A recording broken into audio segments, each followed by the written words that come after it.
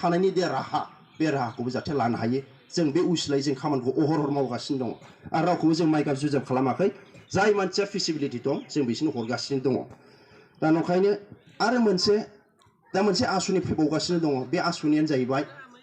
20 तारिख होनना बुङो 20 तारिख नैबे मार्च मासनि 20 तारिखआव ना जे 60 to 70 जन 60निफ्राय 70 जन मानसिफोरखौ बनरगाव ब्लक हिसाबै 20 तारिख मार्च मासाव जे अमानि ट्रेनिं लानो जे सोरबा सानोगौ आं बोरायबाय बुरिबाय दा जों बे ट्रेनिं लानायनि अबस्थाबाव नामा सोलोंनायनि अबस्थाबाव नामा सोरबा सानो नङा गियान लानाया बयहाबो लानो हायो दा थैजासे जों गियान लानो हायो दा अमा फिसियो जों दाउ फिसियो माखासे नै दाथ' दाउनि बेमारजों एखेसन थैयोना जुदि गमामाय जों प्रिभेन्टिभ मेजारखौ जुदि लाखानो हायोबा खयथा बुस्थु दाउ फिसिनाय अमा फिसिनायाबो खयथा बुस्थुआ जोंनि माबा रांखान्थि हालोदाव बिराद सापर्ट खालामो नंखायनो जे नोंथांमोनखौ जे प्राइमारि कमिटिया जुदि सिलेक्शन खालामबा अननानै जाय मानसिफ्रा जे अमा फिसिनायनि ट्रेनिंखौ लानो लुगैदों जोंनि बनरगाव ब्लक बहा लागोन दाबो साइटखौ माबाखै आन्दाय नटिफिकेसन माबाया खालामबाय अननानै जुदि सोरबा मानसिया जुदि माबादोंब्ला गमामायैनो जे सोलोंथारनो लुगैदोंबा अमा फिसिनायनि ट्रेनिंखौ अननानै ला बे सार्टिफिकेट मोनगोन बे सार्टिफिकेट मोननायजोंनो लोगोसे गाबोन समफोर बिसोर बे स्किमा गावनि जोंनि थांनायनि अमा फिसिनायनि बेखौ जों थांनानै थानाय प्रमिस खालामनो हागोन आरो लोगोसे दाख्लैहाय जों नोंथांमोनखौ दानाय लुनायनि आइजोफोरनि थाखाय दानाय लुनाय ना दानाय लुनाय आइजोफोरनि थाखाय दाख्लैहाय ट्रेनिंनि जेखिनि नाम भर्ति खालामदोंमोन ना नोंथांमोनाबो जाय मानसिफ्रा जे दानाय लुनायाव बिराद गोसो दं जे दानि गोदान मुगाजों सोलोंनो लुगैदों नोंथांमोना जाहाथे जाय मानसिफ्रा नाम भर्ति होबाय अननानै जाहाथे ट्रेनिंखौ लायो सार्टिफिकेट मोनगोन आरो बेजोंनो गभर्नमेन्टनि अनसुंथाया नोंसिनाव मोनगोन नंखाय लुगैदों नोंथांमोनखौ आं लुगैदों जाय मानसिफ्रा सोलोंनो लुगैदों बेजोंनो जाहाथे गावनि थांनायनि प्रबेशखौबो लानो हायो आरो बेजों लोगोसे दाख्लैहाय लरेन्स सारनि जाय मानसिफ्रा गावनो थांबाय थायो दे ओरै लोमजादों मादों बिराद डाक्टारजों नायजानायनि परिबेश बिराद माबा नांगौ दा फैसा बिहि गावनाव दा लरेन्स साराबो दाख्लै नोंथांमोनाव जों गासिबो हरजोबनो हायाखैब्लाबो लरेन्स सारनि अननायाव नोंथांमोननि प्राइमारियावबो दङ जे जाय मानसिफ्रा टिबि एबा माबाफोर दस्रा बेमारफोरजों माने बुद्धि भुगिनानै दङ जेनेबा पेरालाइज बुहुद जोंनावबो फैयो आरो जों मालाय बबेनिफ्राय हरनो ना एमएलएआबो बबे फैसाजों बबेहाय बेनावथ' माबा बिफां गैया फैसानि दा बिथाङाबो दा जेखिनि जोंनि बनरगाव ब्लकल' नङा जेखिनि 6टा बे समस्तिखौ नायनांगौ बायदि जायो बिहा गावनि एरियाखौ दा बियो 10,000 करि चेक हरनाय जादों दा बिथांमोनाबो अहर नायलांगासिनो दं दा जोंनि मानसिफ्रा सोरबा जेबो मोनाखै सोरबा मायाखै बिदि होननायनि जेबो गैया दा बिदिनो फिसा माबाफ्रा थांगासिनो दङ जोंना 10,000 थाखा चेक हरदों बिसोरनो दा नंखायनो लुगैदों नोंथांमोनखौ जे आरो दा लुगासिनो दं आवास प्लासनि खोथा ना आवास प्लासआथ' 32,500 बे हाबबायना फैसाया आरो फार्स्ट इनस्टलमेन्ट ना जाय मोनदों मानसिफ्रा आन्थाय सिगांनि जेखिनि बिपिएफनि आमोलाव न'आ सासे मानसि गंनै गंथाम लानानै न'आबो लुवा सोरनिबा आइडियाव लानानै सेस बिदि खालामो आन्थाय दानि गभर्नमेन्टआव अननानै जों बुंबाय थादों अननानै आहा न'आ दंखायोलै न' मोनदोंबालाय मा खाला आं बे फैसायाव सना बायनोसै दख'ना बायनोसै बिदिनो फुथि मारिसै गथ'फोर फरायहरनोसै माब्लाबाबो बे सिमाव माब्लाबा दासान बेखौ दासान जे न' हरदोंबा न'आ लुथारनांगोन जुदि फैसा होदेरनानै न' लुदेरदोंबा दस्रा खोथा आन्दाय न'खौ लुलाङो आं बे फैसाखौ सना बायनानै दख'ना बायनानै सेस खालामसै बिदि नङा आन्दाय जाय मानसिया मोनदों बे लुथारनांगोन आरो सोरखौबा थगायनाय माने दानि जुगाव कम्पिउटार जुगसो जिअ टेग खालामबानो नोंनि आइडि एबा सोर बेनिफिसियारिया बबे लकेसनाव लुदों बेखौ गासिबो थन्न मोनथियो नंखायनो आं लुगैदों नङाबा गाबोन समबा सोरबा दख'ना बायनानै सना बायनानै सेस फैसायाव उराय होजोबनानै माबायोबा दाउ अमा फानब्लाबो थोनाय नङा दे अननानै जे न'खौ लुनांगौ बे परिबेसै न'खौ लुनानै ला दा बेखौ लुगैदों नङाबा मा जागोन दाल ओंख्रिबो जाहैनांगौ परिबेस जागोन जुदि चेयारमेना सोरबा जादोंबा सोरनि फैसाखौ जेनेबा 1.5 लाख फैसाखौ जे बेनिफिसियारिजों चेयारमेन एबा मेम्बारजों मिलायलायनानै जुदि जादोंबा सानैबो जेलाव थानांगौ परिबेस जायो दे नंखायनो बिराद स्ट्रिक्ट गोदोनि बायदि बेबायदि परिबेस नङा जे सोरनिबा न'खौ लानानै फैसा बख'नानै जाजोबनाय सोरनिबा जब कार्डखौ ज' दोननानै 30टा 40टा 50टा 200टा बिसिडिसि अफिसाव दोननानै बिसिनि फैसाखौ बख'नानै जानाय बिदि परिबेस नङा दा बयबो रोंबाय राबाय बुजिबाय माबायदि परिबेसा ना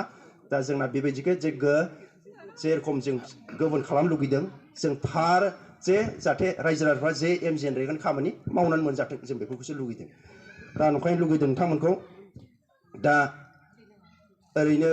दाख्लिहाय 26 जानुवारि ना 26 जानुवारियाव जे चिफ मिनिस्टारा मोनसे बिराद गिदिर घोषणा खालामबाय मोनसे फोसावलांबाय बेनो जाहैबाय जोंनि जेखिनि दा बिटिआरनि हाया लावबाय नङा होमबा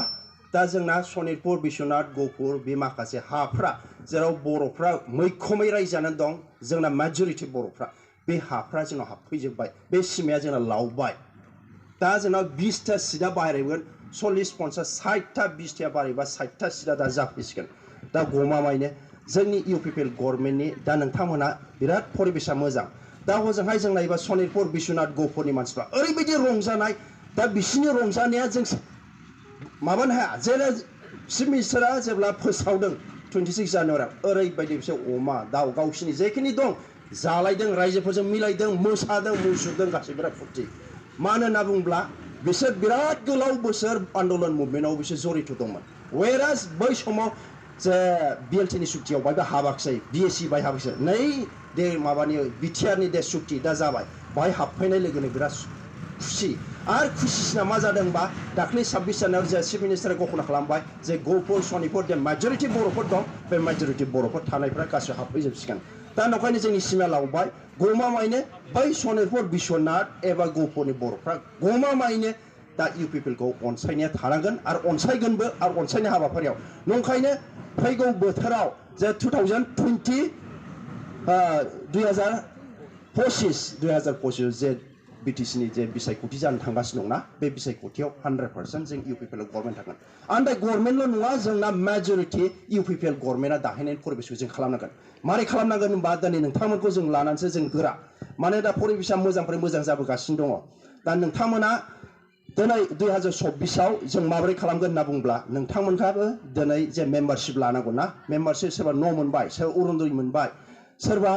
रेशन कार्ड मोनबाय नोंथांमोना बेसिखौ मोबिलाइज खालामनानै जोंनाव जे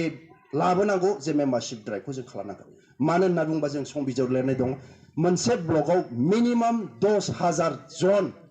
मेम्बारशिप लानाय कार्ड नांगौ जों मेम्बारशिप दा मेम्बारशिप लानाय मानि मा जों बेखौ आइडेन्टिफाइ खालामगोन दा उमुगा जुदि न' मोनदोंब्ला जों आइडेन्टिफाइ खालामनांगोन बे जोंनि मानसि नंमारगौना नङा सोरबा अरुनदय मोननो थांगासिनो दंबा बिथाङा जोंनि मानसि नंगौना जोंनावबो मोनसे फोरमान बिलाइ थानांगोन सेरखम जोङो गभर्नमेन्ट कलेज एबा माबा फरायबा बिसोरनाव आइडेन्टि कार्ड थायो बे आइडेन्टि कार्डआ बाहायनो देखायगोन नों सोर बबे कलेजाव फरायो बबे सेमेस्टाराव बबे आर्ट्स ना साइन्स गासिबो देखायजोबगोन थुद्रुक नैबे कार्डआबो बे मेम्बारशिप कार्ड UPPLनि कार्डआबो नोंथांमोनखौसो देखायगोन दा नोङो UPPL न'खरनि दा जोंनि फरेलनि एबा UPPL फेमिलि नंगौ नङा गमामायै नङाब्ला गाबोन समफोर नोंनि जेखिनि रेशन कार्ड एबा माबाफोर जे अरुनदय बेखौबो जों बुंनांगोन नोंथां ओरैबायदि दे जोङो खयथा बुस्थु जोंनि मानसिखौसो जों फार्स्ट फेस होनांगौ बायद' जागोन नोंथांमोना जुदि फैबा फै UPPLआव जों खयथा बुस्थुखौ एसे स्ट्रिक्ट थांनांगौ बायद' जानो ओंखायनो नोंथांमोनखौ आं लुगैदों जोंनि जेखिनि प्राइमारि कमिटिनि जेखिनि आफादगिरि गाहाय नेतारि बिथांमोनखौ आरो लोगोसे बुथ कमिटिनि जेखिनि दाना होलांजोबखाबाय जों बिथांमोनाबो नायदो सोर बायदिया सोर बेनिफिसियारि सोर थार मोनथावथाव आरो बिथांमोनखौ मेम्बारशिप लानाय ड्राइभआव खालामनांगौ परिबेसा नोंथांमोनसो दा नंखायनो जोङो सोरबा BJP सोरबा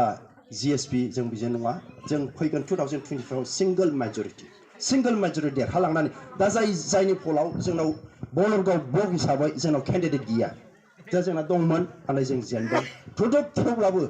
गाबोन समफोर 2025 जुदि जों जेनबावब्ला बेबायदि परिबेस जागोन नंखायनो आं लुगैदों जों सिंगल मेजरिटी आरो वेरास जोंनि बनरगाव ब्लक हिसाबै जों देरहाथारनांगोन आरो बे देरहानांगौआ नोंथांमोननि आखायाव दङ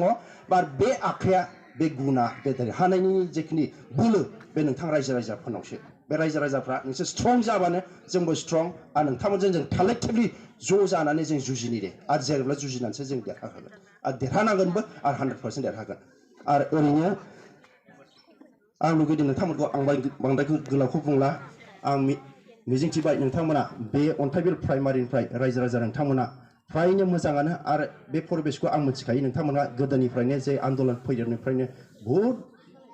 दिगदार खस्थ' मोनबोनाय थुद्रुब जोङो दा जिरायनायनि खोथा आरो बेजों जों गभर्नमेन्टजों थाफानानै जाहाथे अहरहर आरो गभर्नमेन्ट प्रमद बर' सार दैदेननाय गभर्नमेन्टआ ओरैबायदि मोजां आसुनि लाबाय जेनेबा सुपार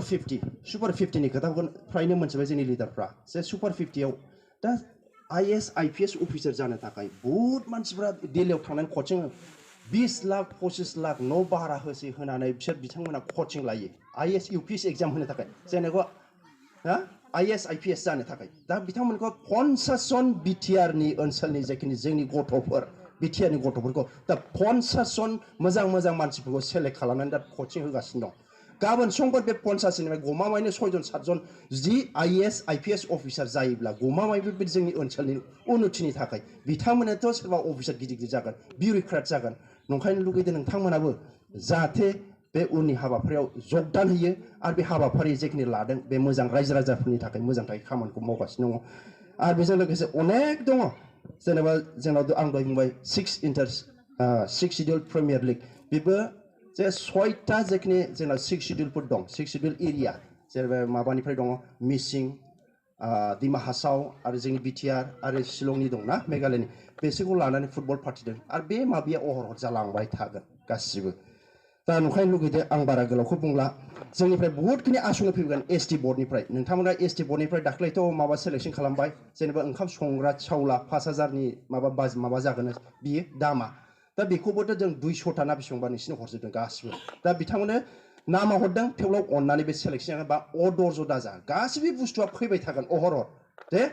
बांद्राय अदर्ज जानाङा जाय मोनथ्राखै बे सेलेक्ट खालाम सोरबेलाय आंनाय थार नंगौना नङा जे मानसिया इलिजिबिलिटि नंगौ नङा बेफोरबायदिखौबो जों नायनांगोन दा ओंखाम संग्रा माबा बे चावला कुकार बे ST बर्डनिफ्राय फैगोन बेफोरखौ जों जे फैगोन रायजो राजाखौ लानानै जों खुला मेला जों होगोन बेल' आरो जेखिनि लांनाय लाबोनाय एसे एनै खरसा जायो बेफोरखौ जाहाथे प्राइमारि कमिटिनो जाहाथे जा बियो बेखौ जाहाथे होलायो खरसाया जाया नङा जायो दा बेफोरनो दा आं लुगैदों नोंथांमोना दा बेनो नोंथांमोनखौ लानानै दिनै आं बांद्राय गोलावखौ बुंला मिजिंथिबाय उननि हाबाफारियाव नोंथांमोना जगदान होगोन स्पेसियेलि फैगोन बोसोराव जोंना MP इलेक्सन दं MP इलेक्सनावबो जोंना MPया मोननै जाबाय दे सिटआ आरो वेरास दहाय होनाय बायदि BTR नि सिटआबो बारायलांगोन 40टायाव 50टा 60टा जाहैगोन दा लुगैबाय आं बांद्राय गोलावखौल' बुंला नोंथांमोना जे दिनै अन्थाइबिल प्राइमारिनि रायजो राजा नोंथांमोना मेलेमजिबि नोंथांमोना सानगोन बुजिगोन आरो बुजिनांगोनबो परिबेसा बिराद सोलायबाय दा गोदोनि बायदि सोरबा फिसाजोखौ मोजां बिलाइनो हालायै सोरखौबा खावनानै लांनाय सोरखौबा दमखि दंला सोरखौबा माबानाय बुनाय सोरखौबा बुथारनाय बेबायदि अबस्था मोनो दा अनेक परिबेसा मोजां जाबाय दस्रा फालांगिफ्रा क'क्राझारना बरें मोजां मोनो दा परिबेसा गोदोनिफ्राय बिराद परिबर्तन जाबाय सोलायबाय गुस्लायबाय जों क'क्राझारनिफ्राय पाटगावसिम फैयोब्ला दा मोनामोना 10टा 11टाब्लाबो जों रावखौबो गिनांगौ गैया बेल' आरो सोरबा भुट माबाफोरखौ गिनाय बे अबस्था बेल' सोरबा गावजों गाव गिनाय मानाय बिदि अबस्था गैला सोरखौ बुथारनाय मानाय हो आं लुगैबाय नोंथांमोना जे बुजिदों आरो उननि हाबाफारियाव लोगो मोनबावगोन जोंथ' अहरह बे माबानि ब्लकनिनो जायखिया नोंथांमोनखौ मिजिंथिबाय उननि हाबाफारियाव जे जोंना बिसायख'थि जानो थांगासिनो दं आरो जे मोननांगौ बे मोननांगौ मोनलांबाय थागोन दे आं एथिखेनो बुंनानै फोजोबनाय गोजोन्थों